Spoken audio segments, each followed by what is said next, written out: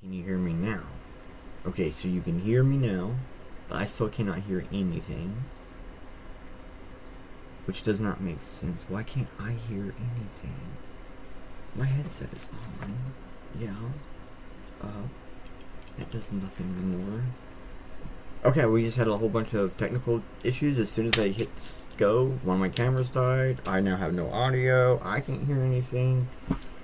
All my timers and everything literally just stopped working immediately. I don't know what's going on. This is a part of life, so let's just keep on going. And I am hoping you guys can actually hear me, because I can't hear what you are hearing. Let's see if I can get this to do. Hear what you are hearing. Alright, so we're just gonna have to go with it. I hope you guys have a great time today, as we are about to talk about sovereignty, which one of the things that comes with this is, well, you know, it's always some form of complications. Nothing can be as simple as just point, shoot, click, and go. But that is kind of like the way everything is nowadays. We try to make the world as simple as can be, and it ends up making things more complicated. Alright, thank you, bro. So glad that you're in the chat. So I'm pulling that in now. Okay, awesome sauce. Alright, let me get rid of this real fast out of here, because I would like to thank our sponsor, roundlyx.com. That's right. Because if you go to roundlyx.com right now, you can DCA in to cryptocurrency. Because what they'll do is you basically set up your card, so every time you swipe your card to buy something, you round up to buy crypto with that. And actually, I really think that's a great way to get into cryptocurrency, simply because it allows you to get little bits, and you don't have to worry about, you know, wasting too much money or anything. At the same time, I like to look at it as a tax on my spending. Sure, I like to spend money, but if I tax myself to spend, then I'll spend my money more correctly, compared to if I'm, you know, just doing whatever. Alright, so go to runlyx.com, use the sign up code Changes Perspectives to get 15 free dollars in Bitcoin today when you sign up. And also, there's something on there called Ideal Bumps, one of my favorite parts on there, just because it allows you to find out what might be a new trending crypto to get into, or jump into, or DCA into with the other services. Alright, so with that said, let's go ahead and get today's show on the roll, and let's get this intro going.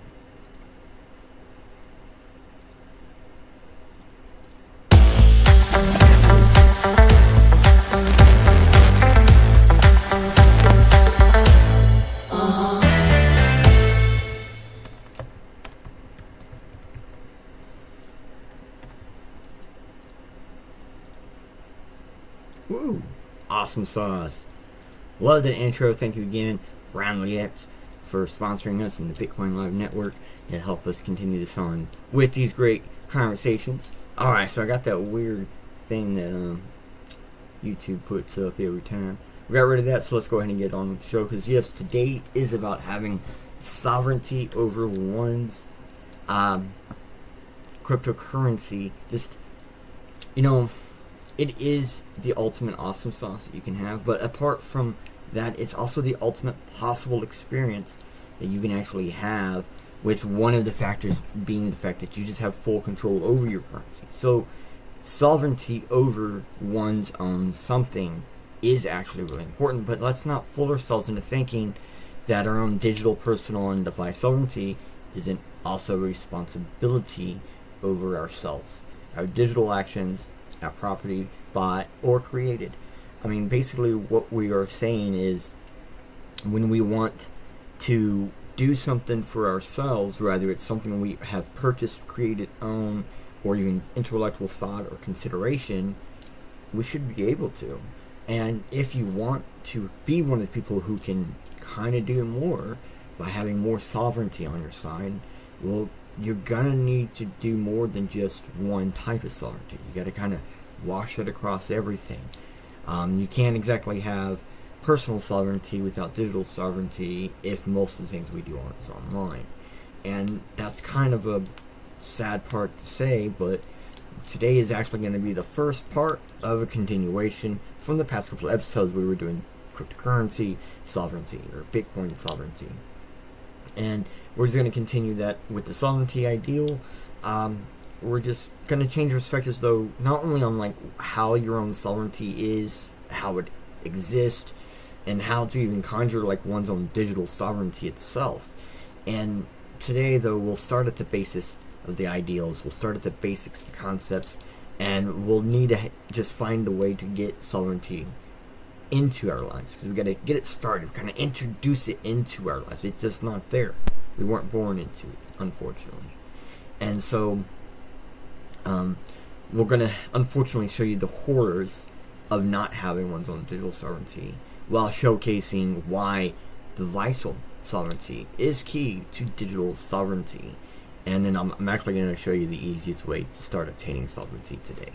Alright, so I really hope you guys are ready. I mean, we got quite a bit to talk about, because it is full on.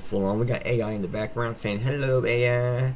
And very simply, we're going to start off at the front of the line. We're gonna pull the band-aid off the wound. This is for real. This is legit. This is the ACLU.org informational graph, which, I mean, like I said, this is the madness that we're jumping into.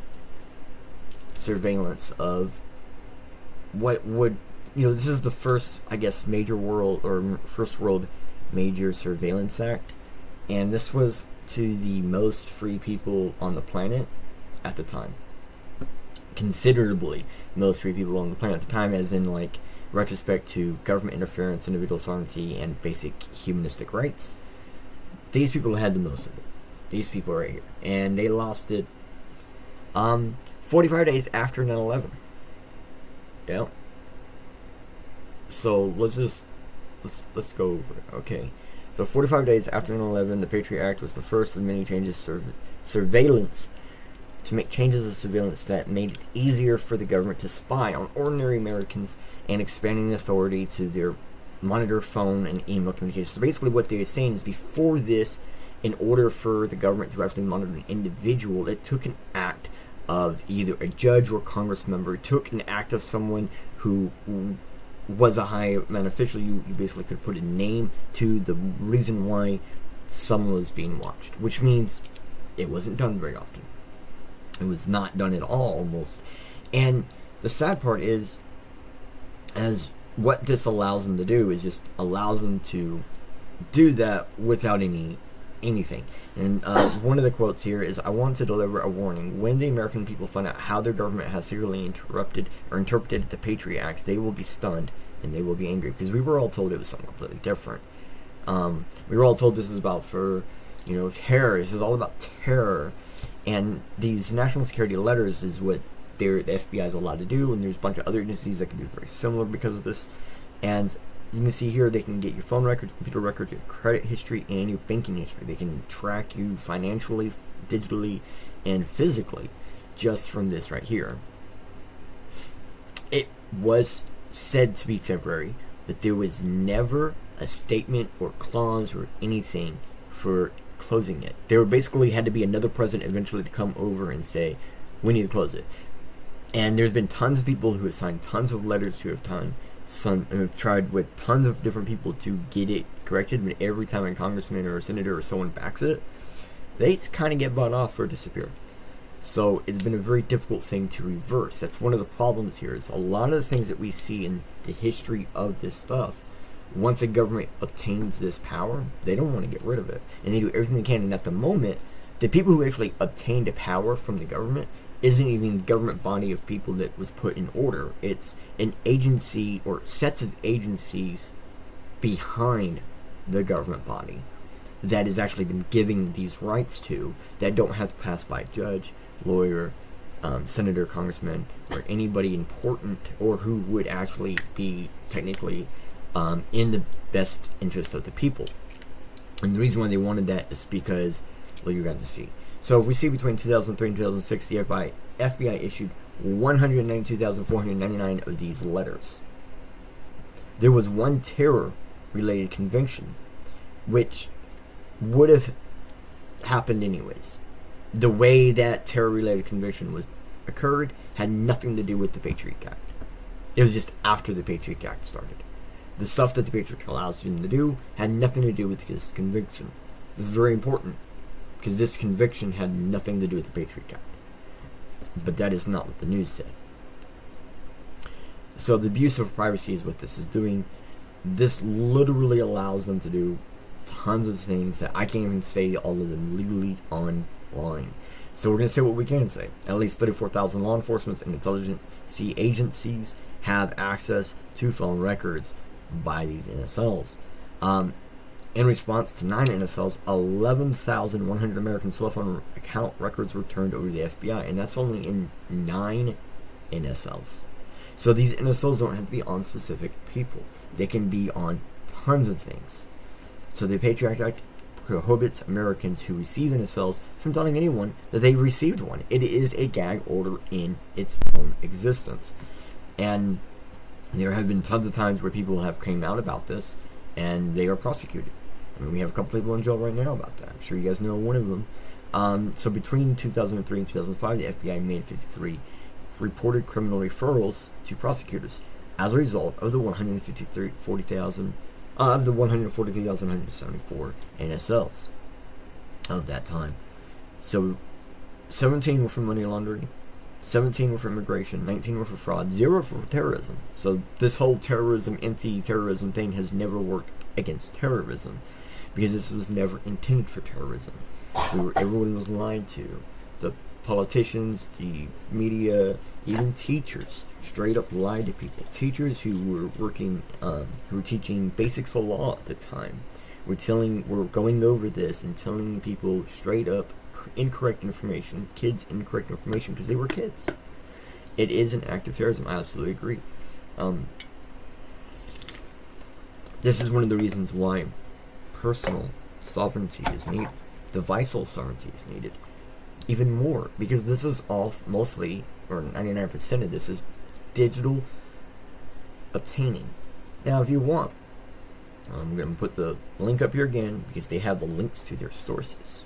If you really want to check them out, you come here, you check them out. You can also find them on Twitter, Facebook, blah, blah, blah, blah, blah. Cool. So, this is like pretty dang good information about how bad the first world, not the second, not the third, not the fourth, the first one. So this is the first major first world surveillance act on whom at the time was the most free peoples on the planet. And yeah. So yeah, we need personal sovereignty. I don't know if I can explain this enough. And really, unfortunately, these boogeyman things are the fear factors. These are the kind of points of reason. Like, this is why we have to do it this way. This is why we have to take on extra responsibilities for ourselves. Time to stop government from taking innocent people's property. Americans for tax reform. This is more than just about taxes. This is actually about people losing, like their property, their cars, their items. You come through here and you read, and they're going to be talking about various different things. For a fact that there's 35 states that have passed some type of legal reform. There's 35 states that have reversed the ability for governments to take people's damn property. But not all of them. The other problem is there's a federal version that allows people to take the property. So the part we get to is, as a matter of fact, in 2014, total dollar value of law enforcement agencies used civil asset forfeiture to seize more from people than the total amount of value of property stolen during burglaries in 2014. Let's see if we can actually get it to pull up. I tried to get it to pull up last time. To pull up.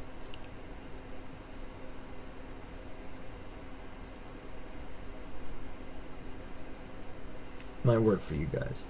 Aha, there it goes. It was over $5 billion stolen from citizens in 2014. I don't know, I'm pretty sure that $5 billion would pay a lot of people a lot of money for a long time in America alone. So probably even the people that they stole from, it would be very helpful to them to get a piece of that $5 billion back.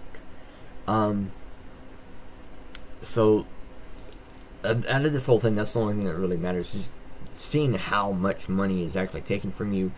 The Fifth Amendment Integrity Restoration Act is something you might want to read, but when I looked into it, it ended up being a bunch of hogwash and mostly bullcrap. And that's the thing, is the media, like, I know we're looking at media articles, and finding a media article that's actually going to give you real information on something is hard nowadays. So when we start coming across them, I definitely want to point them out. But at the same time, these are the same people who were also pushing the hogwash that trick us all. You know, government secretly orders Google to identify anyone who searched asexual assault victims' names, address, or telephone number. You know, it says searched a sexual assault victim. What they're not actually telling you is basically what this points out is they found evidence, proof that because of a specific arson at a time, if you searched for that arson with specific types of terms, well, you would be then following a protocol to find out this information as a law enforcement agency. And it's actually called geofencing. They actually have a program in Google designed to be able to find this information. And let me see. In most recent cases, I mean, keep in mind this is just a couple of years old, from 2021, the FBI and DHS have been choosing pseudonyms across for victims and then publishing their full Facebook profile information, which contains their name of the minor. So when we go back into that, so there was another disturbing aspect of the search warrant. The government had published the kidnapping victim's name. So someone was kidnapped, someone was taken. They're trying to find them because of the arson, right? There was an arson with the kidnapping, so they're trying to find them. And they were publishing public data about the parents over Facebook, over different things, doing what is considered illegal, and that's considered that's actually what China does. China does that kind of stuff, where they actually publish bad people's names and stuff. And keep in mind, this is victims. They're publishing victims' information, not the bad people's, the victims. A little bit different there. And it, Electronic Frontier Foundation, EFF, got involved. It became really bad, but it only gets worse because, well, turns out another article from the same year, 2021, talks about how the year before, Google just kind of handed over tons of information over this arsons. And these are the different arsons, I believe. These are the arsons where they were trying to fight against the government. They were pretty pissed off or whatever, blah, blah, blah. These people fighting for freedom. Sure, there's other stuff going on as well. But the point is, they simply just used this geofence system, this reverse location warrant, without a warrant. Not only did they do it, they did it for multiple different things. And it turns out that to do this warrant, you just simply have to do searches in a specific way.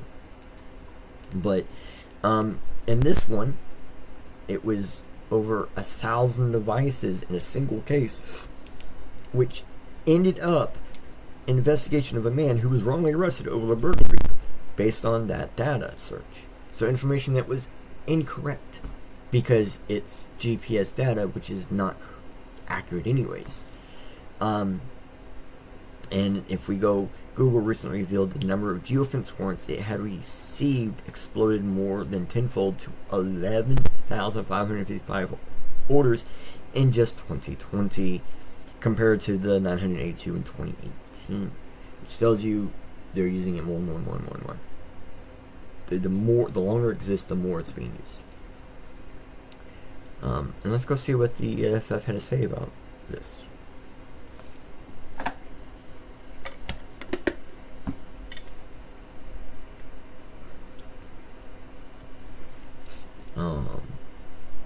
Lawful protesters, people who filled out paperwork to do their job, to do the protest and everything, were arrested. The people who did the proper stuff was arrested, not the people who did the illegal stuff, not the criminals, not the people who did the burnings, none of that. The people who did the legal stuff were arrested.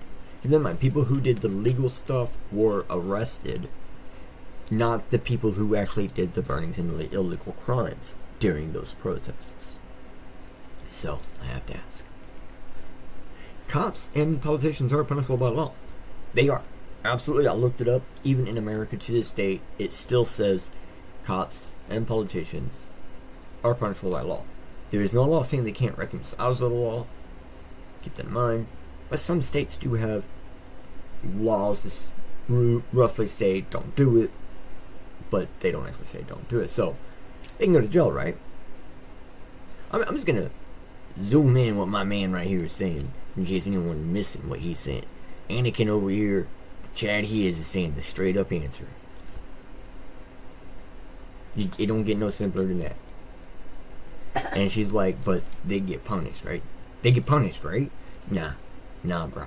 I'm gonna show you his very next response. Let's go over there. Here's his next response. Nope, they do not get punished.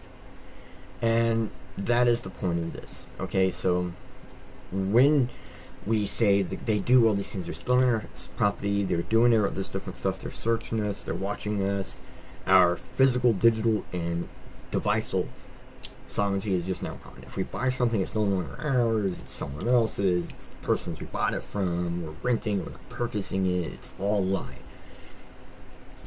But the most important part is when the governments, when the cops, when the bad people do something wrong, they're not going to be punished for it. And this here is like, it's going back to the George Floyd stuff and stuff, but it just shows other, situations where other people will get killed from excessive force by cops, and absolutely nothing happened. There was a bunch of ones I wanted to show from, like some of these were from 2000. Like I said, the National Police Misconduct Record analyzed 8,300 credible police misconduct against nearly 11,000 police officers. But only 3,238 resulted in illegal charges. So 80% of your workforce is committing crimes, and less than 1/3 of them is actually legally charged. And it's even unclear if any misconduct results in actual charges. And if we go down further, it's like of the charge, only 33 were convicted. 33% were convicted. 12% were incarcerated. And 68% were just ordinary felony defendants, and who charged with a conviction rate of 48% of those.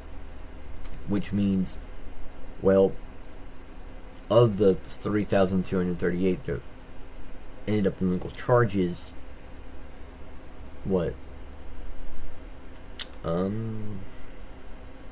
looking at something like 38% of the total members were actually put in jail, if that. It's about a third of them. But keep in mind, it was only 80% of the workforce committing crimes. Only 80% of the workforce committing crimes, so only a third of them actually go to jail. Most of them probably just have to pay a fine. Ooh, fine, yay. And that's what this gets to. Most of what happens is if they're going to get in trouble, they're going to pay a fine, or they're not going to get paid fully for a certain amount of time. And the problem is, okay, if we go throughout the records of, actual people who got in trouble, blah, blah, blah, from 1990 to 2019, it's something like the Justice Department had to file about 41 times per year against officers. And the previous year of this releasing, which I don't remember the year, I think it was like 2019, 49 criminal cases against the law enforcement for that 1 year, and a total of 184,242 federal crimes. So 49 cases is a total of 184,274 crimes. And based on the fact that we see only a third of the actual crimes are going to court, we can assume this is safely about 1/3 of the total number of crimes police officers in the USA are committing and are being filed against. So the actual number of police officers committing crimes are potentially higher. And when you go through more and more of these documents, it gets scary and scarier. That's why I want to give you guys this list, in case you guys actually want to come prove me wrong. Come prove me wrong. I don't care. Because I personally have had my problems with cops in various different places and areas and stuff, and it does happen. Not all cops can be good. Some people play with power. But So does the government itself. I mean, here we are. Here's the government anti-terrorism strategy. Literally, it's about spying on the innocent. That is almost all governments. Their anti-terrorism strategy is simply, let's spy on the innocent people. Yeah, and then we can find out when they fuck up. Instead of just waiting until they fuck up, because we would see that anyways. But that would make too much sense and save manpower, blah, blah, blah. This is 14-year-old article. Article's more than 14 years old. And it's still a problem to this day. So if this was a problem over a decade ago, it's only gotten worse. The information authorities are trying to blah, blah, blah. I'm not really wanting to go over all this. I want you guys to have the ability to find out what's going on. And just to give you some helpful tips. Okay, so they give some some police stations money to help prevent this from happening. It's called preventive funding, and some groups were received as much as £700,000. That's a euros type of money, bros, to prevent this from happening, and preventive funding, and that's pretty cruddy. The fact that in order to prevent the government from spying on the innocent, the government is paying itself to spy on the innocent in order to prevent it from spying on the innocent. I just realized chat's still off. Yeah, there we go. My bad, bro. Alright. Well, that's not exactly how it should work. You can't pay yourself to not spy on yourself by paying yourself to spy on yourself. It is literally just, they're talking about, this whole thing is about talking about an act in England that is simply a way for the government to pay itself to spy on its people. And that was 14 years ago. Now this brings us to this. Now this is a post that was commented by Trek, 2Ks, on X or Twitter. Or X Twitter as I call it. So what is citizen data? And this is kind of the important part. So let's bring up this photo full scale. And let me give you the link directly to the photo.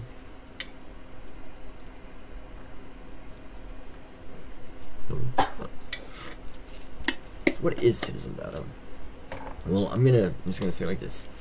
Citizen data is a bunch of things. So let's get into it very quickly. Citizen is your individual data, so education records, ID documents, biometric data, that DNA, medical records, the address, date of birth, and your actual human physical body. So it's your actual, it's you. It's what makes up you, it's what is you, it's where you are, it's how you do, it's you. Citizen generated data is data generated of you because of things like your financial records, social media data, phone activity, any record of arrest, any record of achievement, anything like that. Anything that might be considered public or private data that is accessible through, well, let's just say accessible through different means. Because it doesn't actually have to be accessible to the public for it to exist. And that's kind of the problem here. A lot of people think that, well, for my data, it has to be public for it to exist. No. You can generate private data without you knowing it. Which is why we have citizen observed data. And this is data of strictly watching citizens. This is tracking your cookies. This is utility usage data, watching how much utilities you use. Your CCTV data, your Internet of Things, your Google connected, your clouds.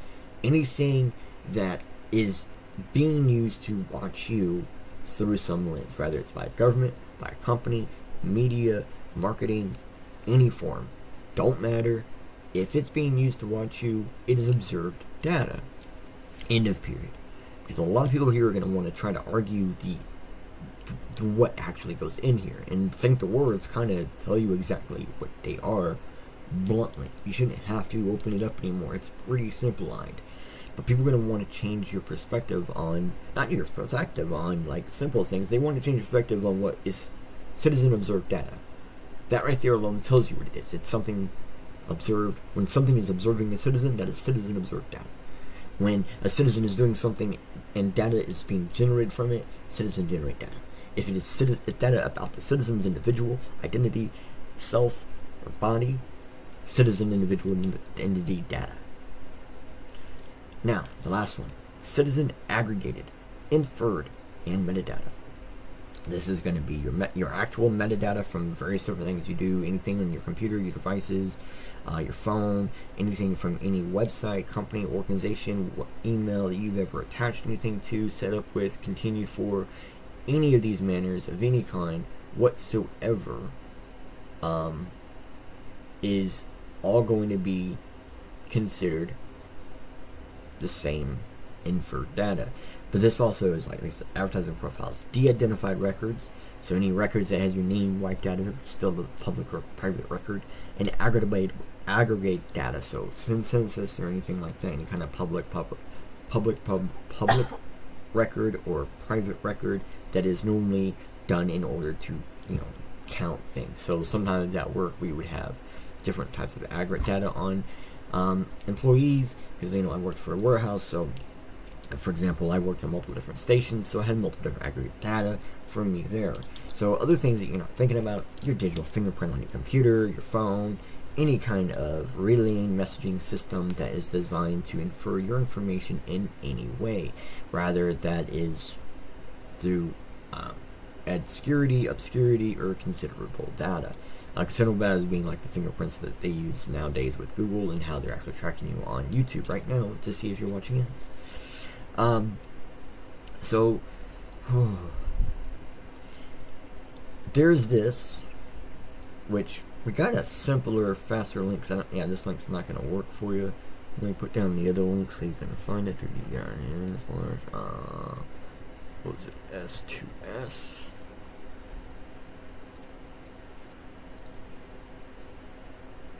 See if I can get that to pop in. That should be it. But it's just 3dd.in S2S. Oop. Just what you see right there. And that will take you here, which is steps to sovereignty. This will actually go through some basic steps. Take back your sovereignty. This is to take back. So everything is based on this image. But we're going to start from the center and go out. And it's simply simple stuff. And this is the kind of the beauty of it, is to take back your sovereignty. It's more just taking back the responsibility of the data. So individual data that is of yours, you want to return to physical media. Keep copies in a fire-safe container. Have dual media practices, like have a CD, DVD media, plus a thumb drive, SSD, or HD media. Notice I'm talking about a disc that's permanent, something you record to and you can't rewrite it. And I'm talking about something that can be rewritten, so you have an uneditable version of itself, and then keep copies of back copies. Submit and pay for copies of all records. Have a lawyer submit for records removal once you have a complete copy of all the records beforehand. Hide as much of your credentials behind umbrella companies and nonprofit organizations as you can. Any generatable data you generate. And I say data generated from life events, because that's most of what you're going to be doing this with. The less of this you create, the better. Use throwaway credentials. Have various email addresses and change addresses frequently. Don't pop forward your addresses. Just prepare to lose an account if need be. If you're going to pop forward, only do one account pop forward. And make that be a string that you can make a determinable thing that is identifiable for you or not you. If unable to not have controllable data like banking, or only use under a business organization, so you and yours are not actually directly connected. It's like getting a company or a organization as a front for you to actually get a bank account that you use as your banking. So it's not actually you using it, it's them using it in, only vis-a-vis the business as the physical face or voice. You are only the physical face or voice of this organization or business connected to this account. Stop acting like a normal person or a normal citizen. Stop trying to go for all the sales gimmicks. Start going for all the marketing. Basically, make more concise decisions. Stop doing spur-of-the-moment decisions on things that generate data connected to you, yours, or the connected physical identities of you and yours. So something that I would like to say is, like, a lot of times if you're going to go shopping or something, you're going to wait for a sale, right? Well, there are ways to do that. A lot of times you're going to want to use cash, you're going to want to go in person, hide yourself with something that's coming up. So let me just keep going. Allow businesses, even if that is just another identity of yours, handle your public paperwork to ensure there's always another set of names other than yours, to remove not only directly connected responsibilities vis-a-vis these company services, but even if they are like an independent contractor of yourself, but simply to remove your name or to have more than just your name there.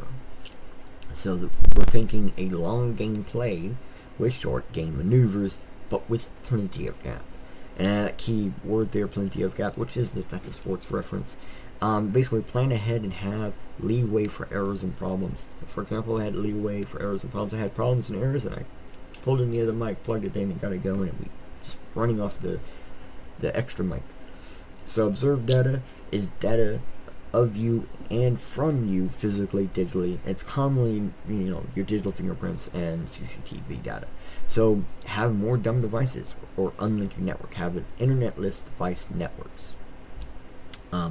Use clothing and fashion styles to hide your face. Use clothing and fashion styles to hide your physical features. Blend in with the crowd around you and be among the rush or just before the rush. Yes, if you're blending in and you show up just before a major rush, it's going to be harder because you're going to be getting caught up in the crowd as you go shopping. Things like that. So there's still ways to get things done that you want to do. Like I said, use cash, hide yourself a little bit, show up just a little before to get prepared. So as the big crowd shows up, you're pretty much checking out. Aggregated, inferred, and metadata, which is the data of you and yours potentially from any member of your DNA connected family. Yes, I did say that. That is data that is potentially anything from your DNA connected family of any kind of, including digital fingerprints. So any member of your family of any kind, including digital fingerprints and public private records or leaked documents, data surrounding members of your extended K cluster group members. So a K cluster group members is anyone connected to in any way, shape, or form, including digital, physical, socially, or inconsiderately. So up to 9 clusters out, DNA connected. Up to 6 clusters out, family, soul connected. Up to 5 clusters out, everything and anything else. Yep. Yeah, that's a lot of potential data being aggregated about you at any point in time.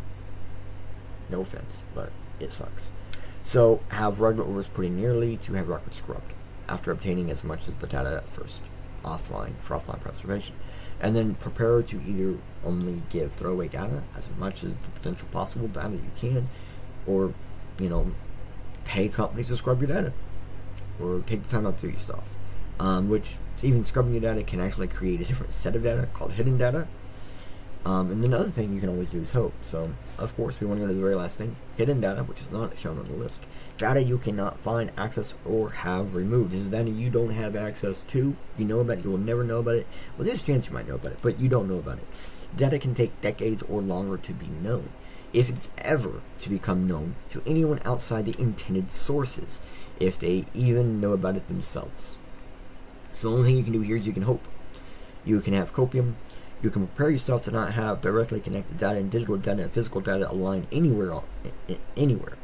You could have try some aspirin or blood thinner, start with a local health provider, a good workout if capable, and a brisk walk. Basically, calm down. There's not a whole lot you can do about it. You screwed. This is data you can't change or touch or do anything with. This is data you're stuck with. This is just data of you.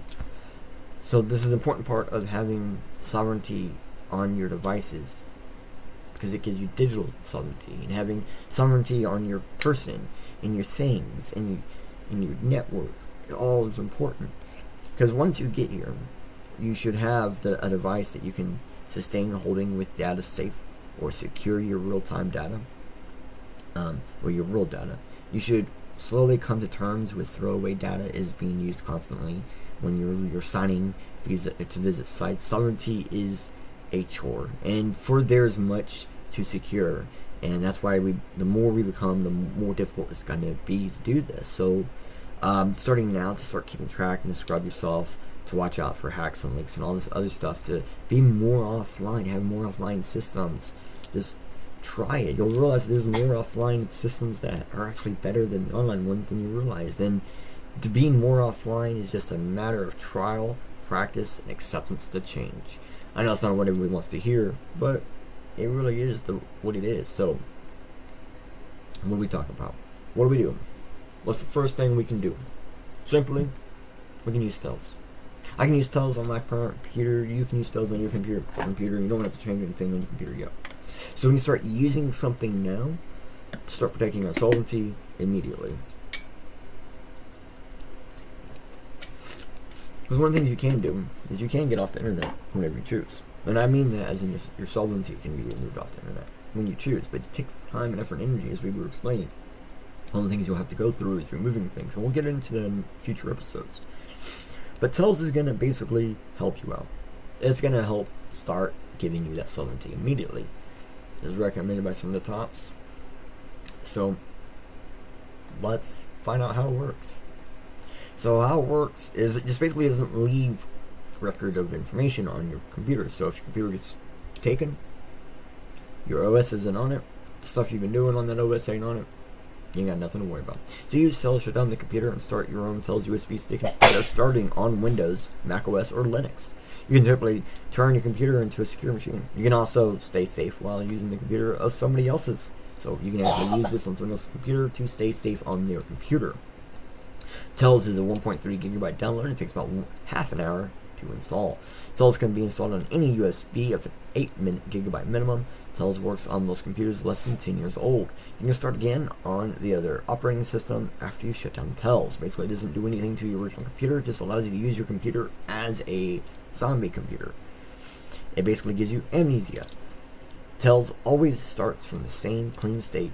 Everything you do disappears automatically when you shut down Tells. Without Tells, almost everything you do cannot leave a trace on the computer. Websites you visited, even in private mode. Files you open, even if you delete them. Passwords, even if you use the password manager.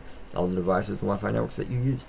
Not like Jerry, Tells never writes anything to the hard disk. It only runs from memory of the computer. The memory is entirely deleted when you shut down Tells, erasing all possible traces. Now, here, a long time ago, I figured out a way to have a memory Tells. There is Tells with memory. And anybody who wanted to know, I mean, it's been an NFT on Ethereum for years. I don't remember. When was it made? January 24th, 2021, 6 to 18 p.m. CET. So, there you go. That was when it was created, and it was last minted. Oh, originally minted. January, February, March, May. I don't know. January, February. Yeah, May 15th, 2020. 2 o'clock in the afternoon. Was when it was first minted. So, yeah, it's been on Ethereum for quite some time. But if we go in here, we can actually see. I can unlock it, and we've got a little link right here. So I'm gonna just click on the link right now. Show you what it does. It just takes me here. I already opened it up to have it fully loaded for you guys. So this is an instruction set on putting Tells with memory on a DVD, USB, and I even show you guys how to do it on all sorts of different things. It comes preloaded with these sets of information, and this right here is going to basically tell you step by step how to go through everything. It's super simple, super easy. Unfortunately, I don't have a link for you guys. But the great thing is, I just want to show you this existed. I mean, you guys could actually go out and buy the NFT if you wanted, and have access to this whenever you want. That's up to you. But Tells also does this for you too. Hooray! So the only thing different between like what Tells is going to tell you to do and what I'm going to tell you to do is on the thumbstick, I get one bigger than 8 gigabyte. I get like 16 gigabyte. The ones I have in front of me are 16 gigabyte. And I actually create a partition to start. Before I put Tells on, I partition the thumb drive into 2 partitions. One of 10 gigabyte and one of the remainder. The 10 gigabyte is going to store Tells, and on there is going to be a 2 gigabyte pass through. So after we put Tells on it, after Tells is on it, I partition that remaining drive to have the 2 gigabyte access storage, and I do that in Tells through Tells, and it has its own specific name, and it's like a secure lock storage. So now I can put anything in there, and I can reuse that. Documents, websites, links, like even web programs if it's under 2 gigabytes or you have a bigger thing or a bigger setup. So then I have now a pass-through where I can plug this into anything, and at least the one partition shows up of the blank end of the USB drive, and I can use that like regular. And then when I'm in Tel's mode, I can also access that USB drive. So then in Tel's on any device, I can also access the public information that I've been popping in there, and this will allow me to pass stuff from any computer to Tel's and vice versa. This allows me to have stuff that can go on and off Tel's, and it's all contained on the same dang device, the USB. And that's kind of the point here. So we're installing it on a USB to just use from the USB. You can also do it on a DVD or on a virtual machine. They have it all here for you. This is why I'm giving you guys the links, letting you guys do this. And you know, we might just have an episode where we straight up do this. We might just straight up do this one episode. Who knows? You might have to come back and find out. But the great thing is, the downloading process, the whole setup, everything's super easy. So we're just going to pretend like we're going through it. So you can download it right here, or you can do it on BitTorrent. And just to show you guys, I actually downloaded mine on BitTorrent, and I'm seeding it. So you guys can come grab it from me, bros, yos, and everyone in between. That might actually be one of the reasons why my cameras went down. I forgot that actually uses the same line as one of my cameras. So you're gonna verify your download. Simple. Just open this, download it. You're gonna check it. Like simply, I think it was like a program. I opened it and it just said like, "Is this?" Yes, it was. It just compared two things and it was the same. Then you continue installing and upgrading. So you go on. Basically, you're gonna do the persistent storage. This is the part that I'm talking about. Upgrade your Tel's USB stick and keep your persistent storage. It's the storage inside the stick that is safe, secure, and it will actually allow you to hold actual storage. And then install the new Tel's USB stick on there. So now you'll have a partition. Then you install Tel's with the persistent storage on the one side, and that will create the secondary storage. But we have to say this all the same way. It's not magic. It Tel's is safer than any regular operating system, but Tel's any other software or operating system cannot protect you from everything. And even if they pretend to, the recommendations below will keep you safer than usual. So, protecting your identity when using Tel's. Tel's is designed to hide your identity, but some of your activities could reveal your identity. Sharing files, metadata such as time, date, location, device information. Use Tel's for more than one purpose at a time. So, in other words, only use Tel's for one thing at a time. It's pretty simple. Just clean your metadata from files before sharing them. Clean your Tel's session. Only do one thing at a time. Then reset the Tel's session and keep going. You got persistent file storage. There, you can have stuff go between session to session. Tel's use Tor network because it's the strongest, most popular network. Protect from surveillance and censorship. Tor has limitations too, hiding that you are on Tor, and Tel's protecting your online communications from scaled attacks. Basically, by being on Tor's and Tel's at the same time, you are being pointed out as being on Tel's. And that's all this is going to tell you. Parental controls and other things like that will actually destroy this bridge connection setup, or you might have to run it through the bridge. Like, it can ruin your connection, or you run it through the bridge, which can then de-anonymize you. This is kind of how it works. You boom, boom, boom. Try to hide your location that way because your location is now from here instead of from here. Exit nodes can observe data. You can run exit nodes to help you out, but don't run through your own exit node. It's weird. Advertisers watching both ends of the network can actually help de-anonymize. So there are ways to beat this setup, especially Tor. But, we got the other things to help us. So reducing risk when using untrusted computers. Tel's can safely run on a computer that has a virus. But Tel's cannot always protect you from installing from an infected computer or running Tel's on a computer with compromised BIOS, firmware, or hardware. So a lot of times to reduce your risk, you're actually going to be plugging in the thumbstick and the computer is turning off. Or right at the end of it, because you'll hit reset on the computer, and a lot of times you'll be pushing it in as it's like shutting down physically, which is very dangerous. A lot of people will fully shut down and then plug it in and then turn it on, and as odd as it is, that actually runs you risk of the actual hardware, the BIOS and the hardware. Plugging in as it's turning it off helps reduce that risk, but any way you do it, it's very dangerous because you can run the risk of just destroying your thumb drive. So if you're saying, like I brought this up, this is if you're installing it from Windows, because most people are going to be installing it from a major operating system, and they are all the same. So they all work exactly the same like this. Okay, you get a USB stick, you download Tells, you verify you download Blend Etcher, which I downloaded it, and when I was trying to run it, it just disappeared on me today, so I gotta fix that. But you run Blend Etcher, which will allow you to install Tells onto Blend Etcher as a computer.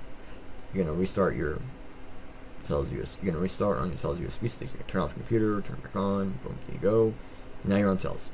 This is all you need: a thumbstick, computer with at least 2 gigabytes of RAM, 64-bit preferred, a smartphone, or any other way to watch the instructions like a printer, and about 1 hour in total time.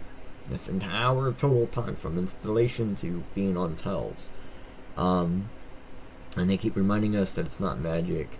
Verify you download, get Blend Etcher, even show you how to use Blend Etcher, some tips on if things happen wrong. They have all the stuff you're going to need right here for you. They make it easy. They make it easy for you. And I've literally just now given you guys like the most secret sauce that you can. Pre-partition the drive ahead of time so that way you can have it outside secondary storage and a persistent internal storage on your Tells OS. So again, Tells is not magic. So if you get anything from this today, is that you need digital physical device sovereignty. If you get anything from today, is that we all need to pay a little bit more attention to what we are doing online, what we are doing with our data, and how we are handling ourselves. And maybe we need to get away from these single one-click action things where everybody logs ourselves in automatically with things, and perhaps take the extra time out, take a deep breath, and remember that we can do this with a little bit of effort, energy, and resources. We can just tell them, no, you're not going to have our data. You're going to have to either pay us for our data or something more. And really having control over your data is going to take some time, and maybe even a little financial effort over time. But to keep your data in your control, in the end, it'll be worth it. Having control over you and yours is a right, but just as all rights, it requires time, patience, effort, energy, and action to have responsibility over it, or else someone else will hold responsibility over your data. And when they have the keys to you and yours, they can take it and hold it for when they choose to, regardless of whom they actually are. It won't matter, because they have it, not you.